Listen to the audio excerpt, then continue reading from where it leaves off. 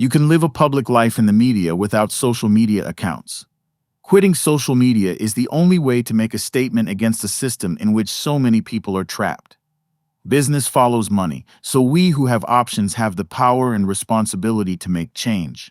There are 10 key arguments for why social media should be avoided and how it makes our lives worse, not better. Argument 1. You are losing your free will. We are being trained like dogs with our devices. By tracking our online activities, algorithms are engineering specific feedback for us. What might once have been called advertising must now be understood as continuous behavior modification on an enormous scale. The scary thing is that through social media, you can train someone using behaviorist techniques and the person doesn't even realize it. Companies like Facebook, Google, and Twitter have realized the harmful effect of their tools and are finally trying to fix some of these massive problems by changing policies, hiring humans to monitor posts, and hiring data scientists to come up with algorithms to avoid the worst failings. Both positive and negative reinforcement techniques are used in social media to addict people. It was the initial purpose of these social media companies to addict people through behavioral modification. Social media algorithms are usually adaptive, which means they constantly make small changes to themselves in order to try to get better results. Better in this case meaning more engaging and therefore more profitable. This unpredictability of response gets people addicted. On social networks, the manipulation of social emotions has been the easiest way to generate rewards and punishments. Social pressure is prominent on social media and can drive a lot of our interactions and posts, invoking both positive and negative feelings. However, negative emotions are often amplified more on social media than positive ones. Thus, social media has taken the behavior modification route, using negative emotions to boost advertisements. The biggest issue with social media is that people get locked into specific apps. People use Facebook because their friends are on Facebook. If no one used Facebook, then it would do nothing. When switching is not an option, your only option is to quit entirely. Our brains are constantly being manipulated by others and our environment. This is a good thing. It makes us who we are.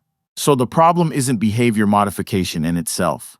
The problem is relentless, robotic, ultimately meaningless behavior modification in the service of unseen manipulators and uncaring algorithms. Argument 2.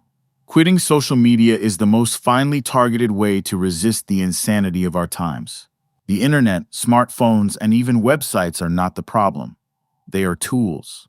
The problem is the business model, which is to find customers who are willing to pay to manipulate other people's behavior.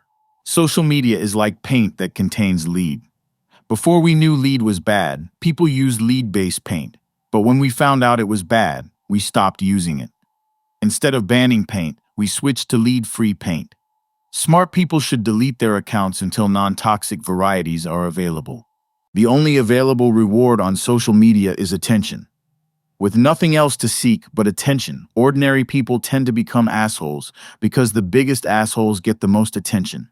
Algorithms are constantly spying on you as you use your device and use the feedback to create curated feeds, recommendations, and content. Social media algorithms are a machine that's so complicated and so good at what it does that it can make you sad or make you vote for a particular candidate or make you buy a particular product. This ease of manipulation is what makes it so easy to monetize. Social media companies have attempted to limit some of the most negative posts and advertisements using policies and regulations. However, these tweaks are not reasonably aligned with the underlying incentives. If the underlying incentives aren't removed, bad actors are likely to invent ever sneakier and more sophisticated countermeasures. The most disappointing side effect of policy tweaking is that each cycle in the arms race between platforms and bad actors motivates more and more well-meaning people to demand that companies take over more of our lives to stop hate speech, malicious falsified news, racism, harassment, and other nasty things. The problem isn't any particular technology, but the use of technology to manipulate people, to concentrate power in a way that is so crazy that it becomes a threat to the survival of civilization. Argument 3. Social media is making you into an asshole. Addiction to social media slowly makes people mean to one another. Addicts can try to hide an addiction, especially from themselves, but often it shows. Personalities change. Similarly, social media addicts will often change, becoming more mean, competitive, and disconnected from others' feelings. Another dangerous aspect of social media is that it groups us with similar-minded people, and we start thinking of others as either in our group or not part of our group. This can accelerate feelings of hate to those outside the group and can cloud our individual judgment. Outside of social media, there will always be mean people and assholes. However, on social media, it is just that much easier to get caught up in becoming one of these mean people. Instead of posting something mean or retaliating against someone online, just leave the platform. Argument 4. Social media is undermining the truth.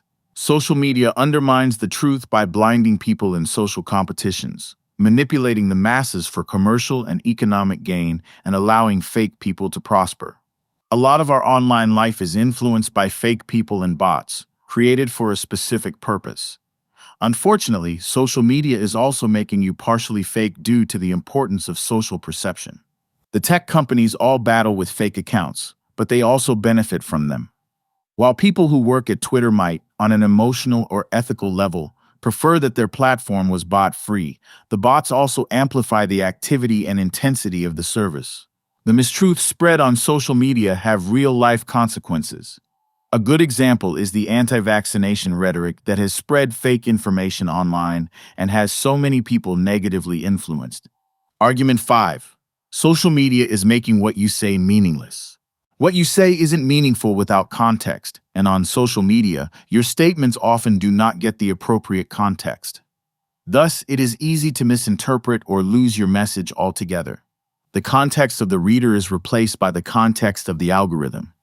It is the algorithm, too, that leads readers to specific content, so the choices made aren't really individual. Podcasts are one of the information sources not yet under the influence of algorithms. Listeners can't jump around audio content as easily as they can jump around content that's presented visually, like a website or a video, so the context is there. Argument 6. Social media is destroying your capacity for empathy. Social media is making it harder to understand what other people are thinking and feeling because you don't see what they see. You see only what your algorithm shows you. A common and correct criticism is that social media creates filter bubbles. Your own views are soothingly reinforced or opposed depending on whatever the algorithm determines keeps your attention best. This way you have less awareness of other people's views. Humans evolved to be able to understand others, but now we can't because of social media. With our posts so curated, we know less and less about other people's views, and thus can more easily label them as crazy for having differing views. Argument 7. Social media is making you unhappy. Research has shown that social media is not making the world more connected. On the contrary, there is a heightened sense of isolation. The purpose of many ads is to manipulate you to feel sad, because sad people are easier to persuade. The particular form of unhappiness will be tailored to you based on your interactions and the stuff you view online. Negative emotions are more readily accessible and more profitable magnets for people than positive ones. This is because a happy and satisfied person is more likely to take a moment away from social media to enjoy life, while someone worried about not being popular enough will continue engaging. Argument 8. Social media doesn't want you to have economic dignity. The reason for targeted ads is that these free and open softwares need some way to make money. Instead of charging users, they charge companies that wish to advertise to the public on these platforms. However, although the foundation code on which the software runs is open and free for anyone to access, the software that matters most, the one to manipulate you, is still kept secret. The initial use of advertisements was harmless at first, but as the internet, the devices, and the algorithms advanced, advertising inevitably morphed into mass behavior modification. The only way out is to change the business model so these companies make money in a different way. When we acknowledge that a translation program needs data from real people, then those people might even be encouraged to provide better, more useful data. The people might be valued honestly, might get paid, and might feel a sense of earned dignity. The translation service might then perform better. The only way to stop the spying and targeted ads is to make these platforms paid, similar to the model Netflix and HBO use. Argument 9. Social media is making politics impossible. The arc of history was that people would get more and more freedom and equality over time. But now we're backsliding due to social media. Social media platforms like Facebook and Twitter were originally intended to be used for good, to help people organize and communicate, but now they're being used to spread hate and sow discord. They are used to undermine the political process and hurt millions of people. Social media is neither liberal nor conservative. It is just pro-paranoia, pro-irritability, and works for those who pay for the user data and ads. Its current design can be used by politicians to influence people to vote for them.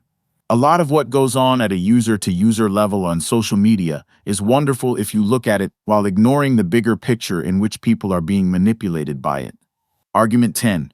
Social media hates your soul. Social media intrinsically enacts a structural change in the nature of free will. It will continue to exist. However, you now have less free will, and a few people you don't know have more of it. Some of your free will has been transferred to them. Social media wants you to think that without it, there would be no devices, no internet, no support groups to help you through hard times, but that is a lie. It is a lie you celebrate and reinforce every time you use social media. Believing something only because you learned it through a system is a way of giving your cognitive power over to that system. Make sure you are able to think for yourself, not just believe what you're told. In order to be the most authentic and empathetic human, you must delete your accounts to stop being influenced by them. Quit platforms related to Google and Facebook, including Instagram, WhatsApp, and Gmail. However, do not quit the internet. Remain connected to your friends by sending secure emails and read news websites directly. To pressure the people who create these platforms and make money off you, quit the platforms. Only when a significant amount of people become aware of the problems and make a move will the tech companies be forced to make changes.